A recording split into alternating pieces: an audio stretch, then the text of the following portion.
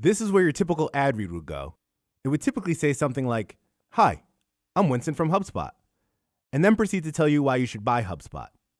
But I'm not going to do that. Sorry, expectations. I want to tell you about someone else. Later in the episode, we'll hear from one of HubSpot's customers that turned stylish beanies into a force to fight pediatric cancer. Learn more about how HubSpot can help you grow your business at hubspot.com/customerlove. Okay.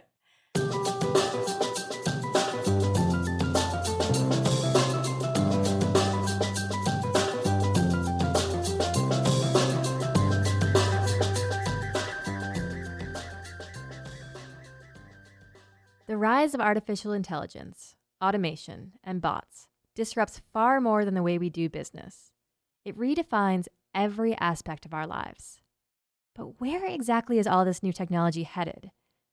And are we steering that technology in a direction that creates the best future for the most people? Kate O'Neill is the author of Tech Humanist: How Data and Technology Shape the Future of Meaningful Human Experience. In a previous life, she was one of the first 100 employees at Netflix. And today, Kate's work has taken her to collaborate with businesses, cities, and even the UN. Kate talks about how we can create more meaningful, intentional, and integrated experiences that better align with businesses and people. She also tells me how we can avoid scaling unintended consequences, amplifying bias, and valuing growth at all costs. I'm Megan Keeney Anderson, and this is The Growth Show.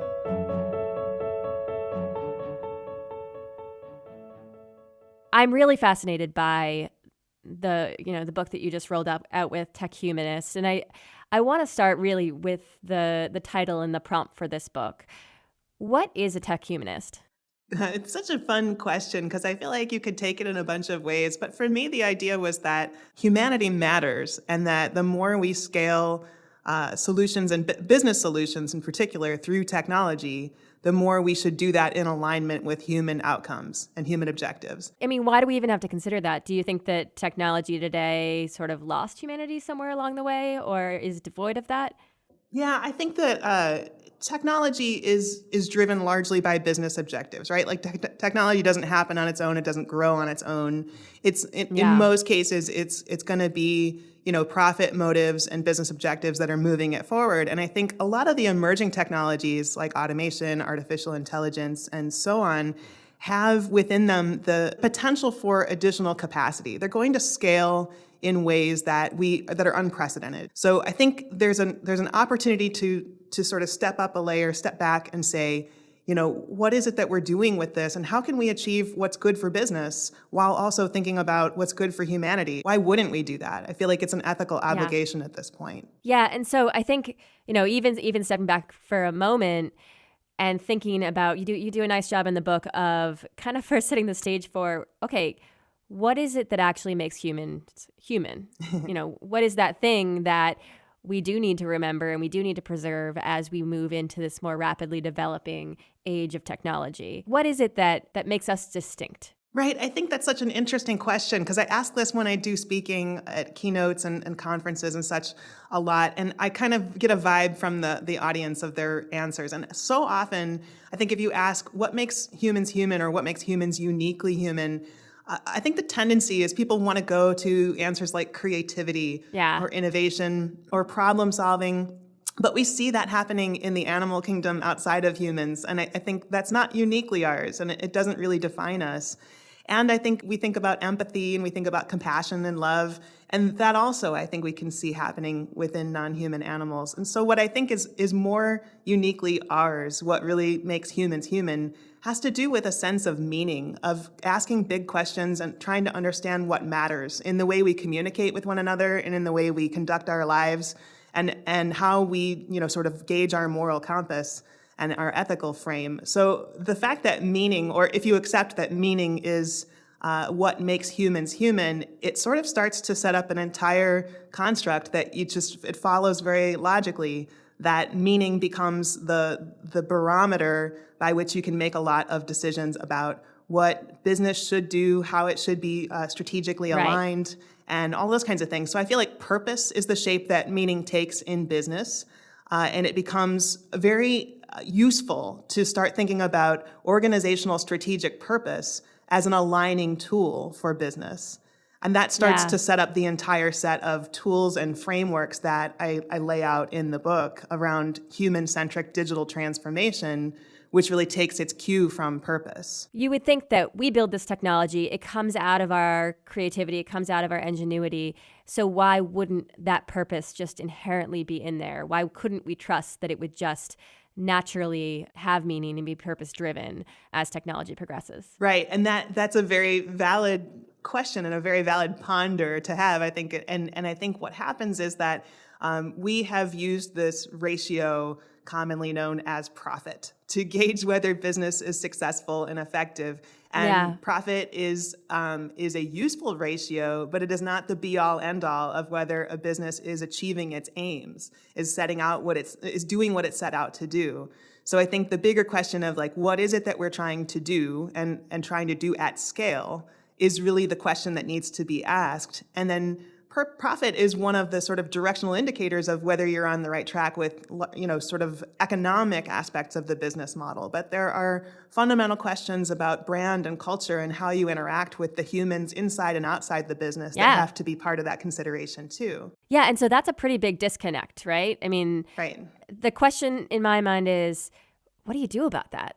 Because profit as a motive, without reversing profit as a motive, how do you ensure a future in which technology does drive human purpose and is for the betterment of society? Yeah, and so I think one of the big opportunities is for us to recognize that what has been built in the technology solutions thus far has often not been built with this sort of bigger mindset of what is it that we're trying to encode of our values and what do we want to be intentional about with the decisions that we're putting into algorithms and algorithmic decision making. And I often say machines are what we encode of ourselves. And I think it's really important that we acknowledge that. We acknowledge that the biases that we carry, as well as the values that we hold dear, are what we encode knowingly or unknowingly into machines. So I feel like it's an opportunity as these technologies emerge and accelerate in business to step back and say, well, what would we like to encode of ourselves? Why wouldn't we want to encode our best selves, our most enlightened selves, our most egalitarian viewpoints, and get that to the case where the machines are accelerating what's good about us and really setting a course for the best futures for the most people. And that's really what I hope to inspire people to think about with this book, is that I think truly the best futures for the most people is a sort of guideline that should be how we're thinking about aligning business objectives and human objectives going forward. There's just no reason not to use that as a parameter for what success looks like. Yeah. Can you give me an example of that, of a technology or a time in which we have amplified a bias as opposed to advanced our sort of best will?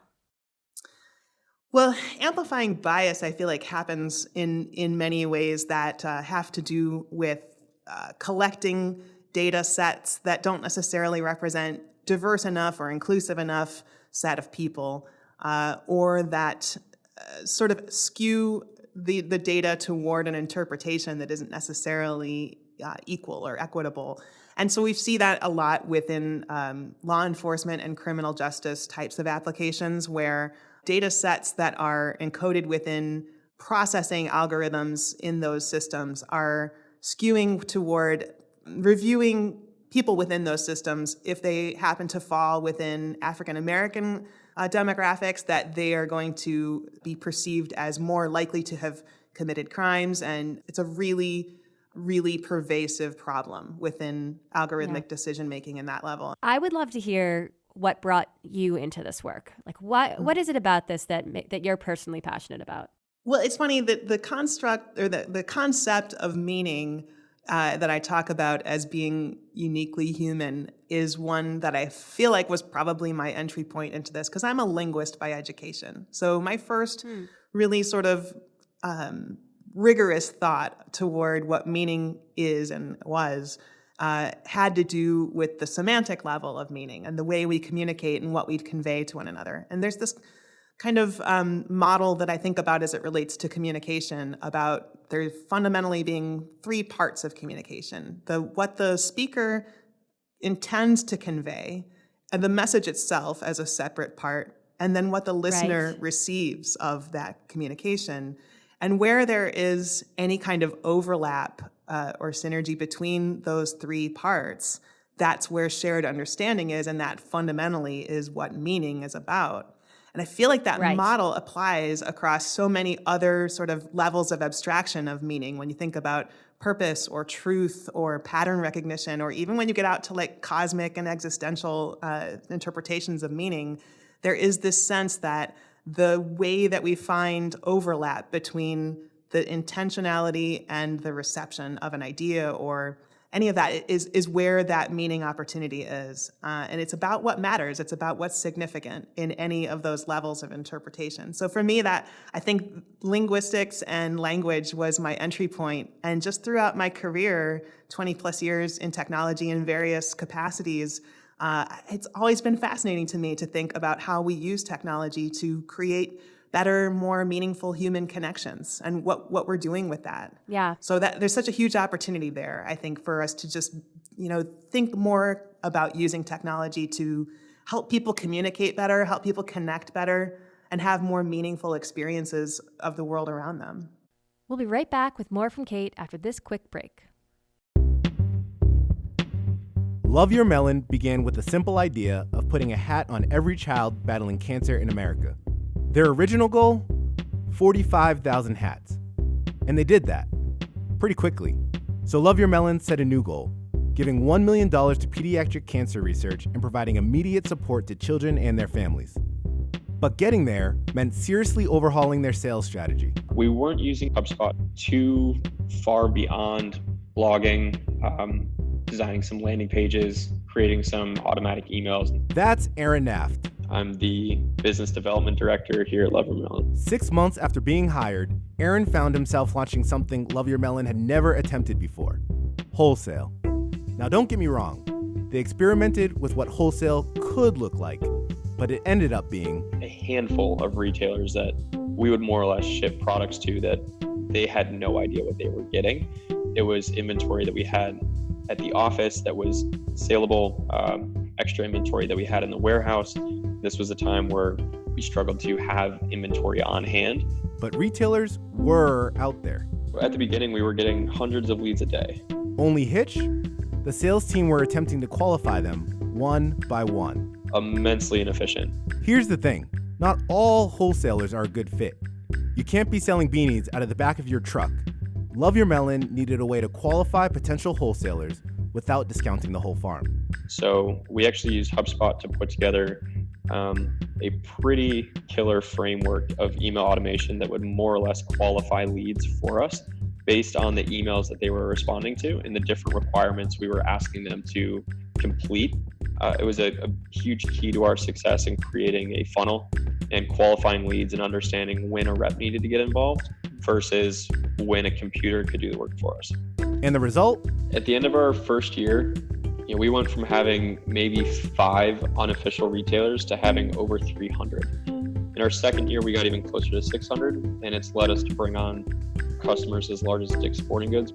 To date, Love Your Melon has given over $6.1 million to the fight against pediatric cancer and over 160,000 hats to children battling cancer.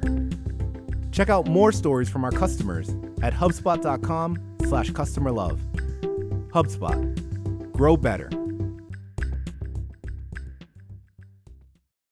Are you more interested in kind of preventing a dystopian future of technology bringing us astray, or in leaning into and amplifying an optimistic future of finding ways to advance humanity through technology? Which is the bigger draw to you? That's such a great question. And it's funny, that gives me the opportunity to give the answer that you probably saw me lean into a lot in the book, which is both and.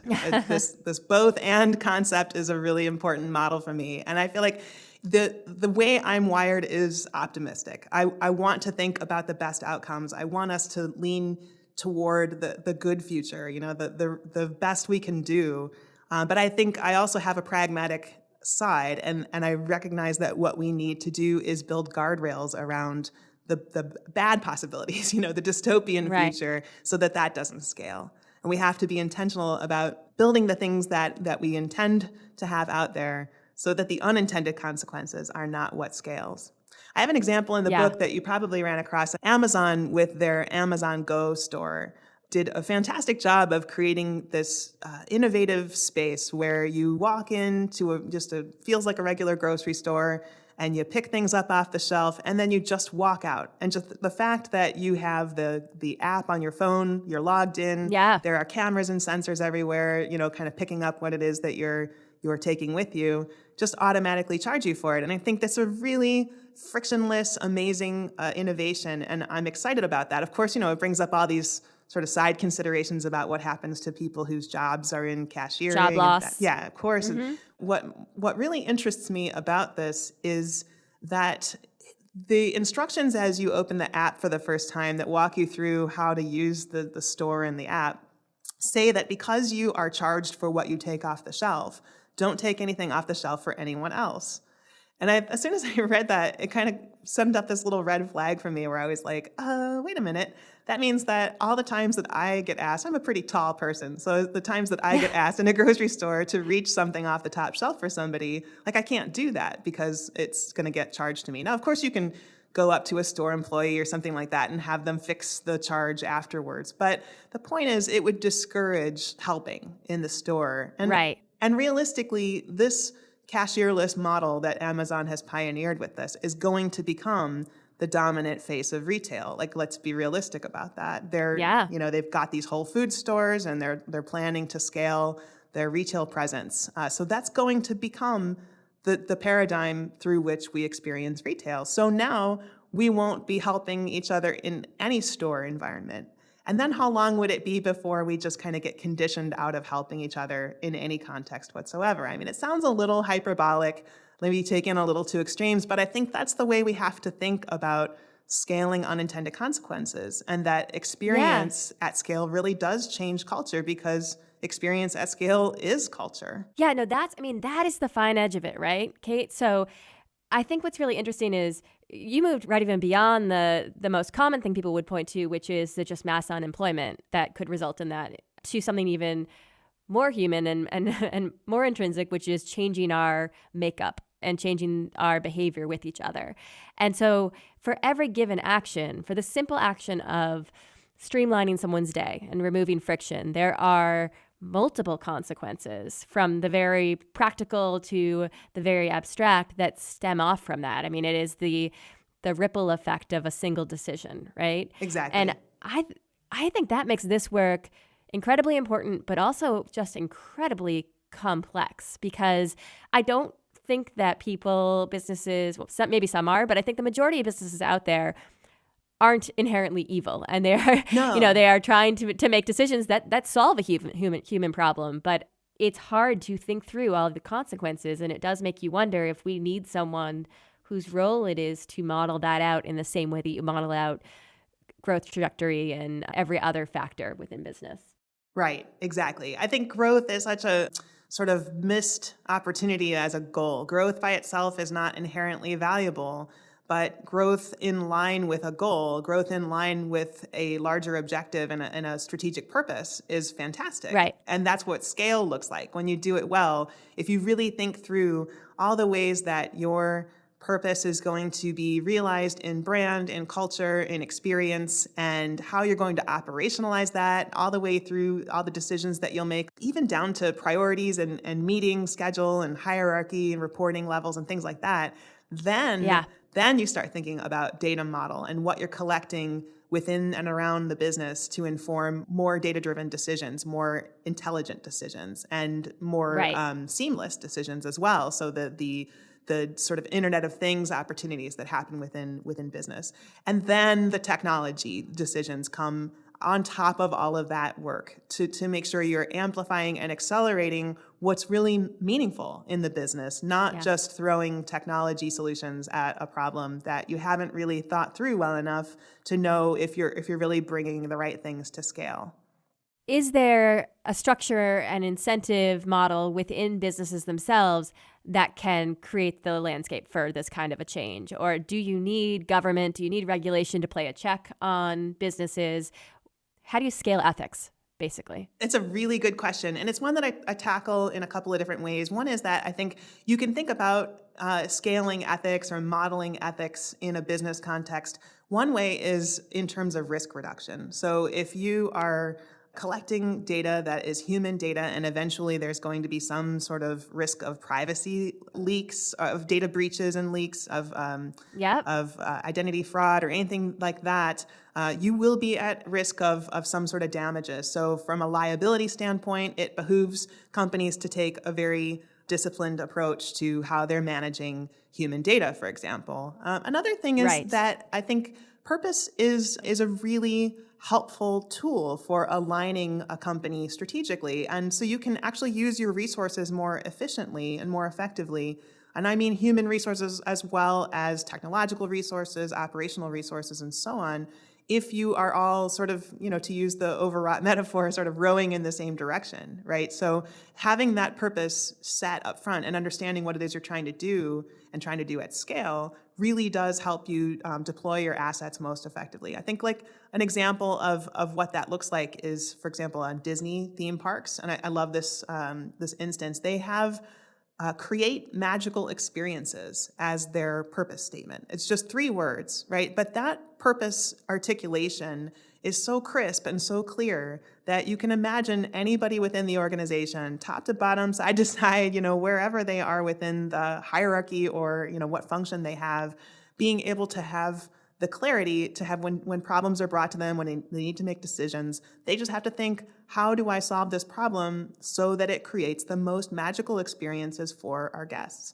And the other thing is that meaningful experiences really can be tied to directional metrics like more memorable experiences and people being more likely to be loyal, come back and buy again from you and tell their friends, and all of the sorts of things that are the kind of holistic metrics of customer experience that we all want, like decreased churn and increased retention and things like that. They're all going to come most likely from putting your emphasis on creating more meaningful experiences for people.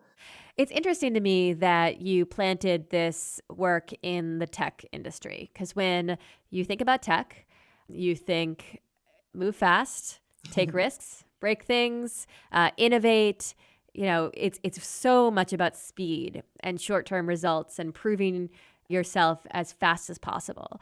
How do you balance that focus on short-term and speed with this really more long-term vision of growing in a better way for humanity? Well, I guess one answer to the question is every company is a tech company these days, right? Like every company is looking for its digital transformation and looking for how it can use functions like automation and what do chatbots look like for their organization? How does the Internet of Things apply, and what does smart data bring them? So every company is really looking for that advantage. So the conversation about tech is broader than what we traditionally think of as tech companies. But I do think that the whole move fast and break things kind of aesthetic has proven itself, and we have seen things get broken. So it's the right time for us to step back from that and say, there's nothing wrong with an agile approach. Iterative learning is very useful, and as long as you cultivate a knowledge culture, a learning culture within your organization, you can move fast by all means, and you can take iterative learnings back into your organization and make your data model smarter, make your people smarter, and make your approach more holistic and more integrative in the way that you're servicing all the stakeholders that are relative to your organization. Yeah. So this is why I'm having conversations with cities such as Amsterdam. This is why I'm talking to museums, why I'm talking to nonprofit associations and professional associations. It's relevant for so many types of entities to be thinking about how the emerging technologies are changing the landscape and what people expect of how they're going to have interactions, as well as how can we create the best world possible. I mean, I was just at the UN last week getting to have a conversation about innovation Because when you flip this discussion on its head, we're really talking about how this affects all of humanity and how we can achieve global good, with the work that's being done across all these different entities. So there's a much bigger conversation to be had, I think, and it goes back to your earlier question about, are we trying to create the sort of a utopia, or are we trying to avoid dystopia? And I think it is this kind of both and, like, let's make sure we're building all the best possible pathways to a good outcome while also putting in place any kind of barriers to or regulations around what could become the dystopia. For us to do this right, Kate, for us to turn down the number of unforeseen consequences on humanity, for us to turn up the positive impact that businesses of all sorts can have on humanity, do you think this is just about paving the way for more tech humanist style businesses to emerge? Or do you think there's an element of this that, like, every business needs to hire an ethicist or adopt their culture so that there are these sorts of inflection points in their own development? Is this an all or nothing play, or is this really about empowering those businesses, that subset of businesses that do this? We have to hold businesses accountable for the way they use human data. Absolutely. We need to make sure that we're pushing on Facebook and we're pushing on Twitter and Amazon and Google and all of the businesses that collect our data and use our data to make sure they're treating it with respect and to make sure that they're doing the right things. And I think as business leaders, we have to be sure that within our organizations, because there is risk and liability associated with this, we need to be having those conversations at every level. So that's one. Two is we do need to talk about regulation. We need to understand what it looks like to have the right kind of government oversight or of some sort of body overseeing the transactional exchange of human data and what it means to keep that private and protected and what's appropriate with that and what does that whole model look like. We've only just begun to touch on that subject. Europe is ahead of the US in having their regulation in place, and I don't know what it'll look like for the US as a whole, but I know that conversation needs to advance urgently. And then the third piece is at an individual level. We all have a responsibility, since we participate, whether we like it or not, in contributing data into this larger data set. Even if we weren't carrying around phones with us, which are beacons that are, transmitting data all the time, we'd still be being tracked on the cameras that are everywhere around cities, on sensors. We'd be being tracked all over the place. So our very existence is tracked in data all the time. And it behooves us as individuals to become more sophisticated, more savvy about what we're giving up when we give up data and what kind of an offering is made back to us in exchange for that data. And oftentimes it's a very useful exchange. We get convenience, we get streamlined experiences, we get simplicity, discounts, things that align with what we're trying to accomplish with our motivations and so on. That's all great. But I think we need to become just more smart about the ways that we're approaching that exchange and what we know about that exchange, what we know about who's collecting what and how we participate in those things. So it's a 3-part conversation. Business has a huge part to play in leading the way and making sure that it's doing the right things, that each business is doing the right things for its own sake, as well as how it contributes to that whole ecosystem of ethical, responsible data use and staging the way for a good future, a future that we all want to be part of and that we can leave for the next generations. Well, we'll leave it there. You promised us you were an optimist, and you paid off. Thank you so much for the book, and thank you for taking the time to talk with us, Kate. We really appreciate it. Thank you so much, Megan.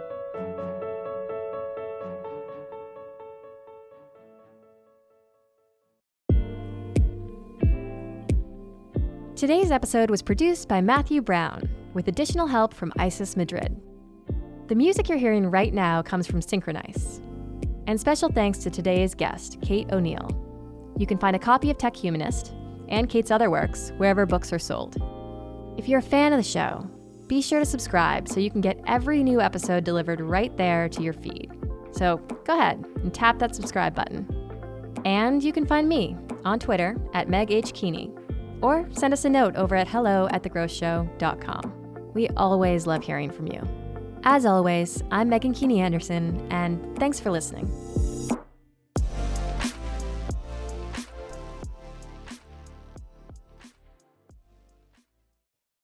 One more thing before you go. I'd like to tell you about another podcast I love. It's called 20,000 Hertz.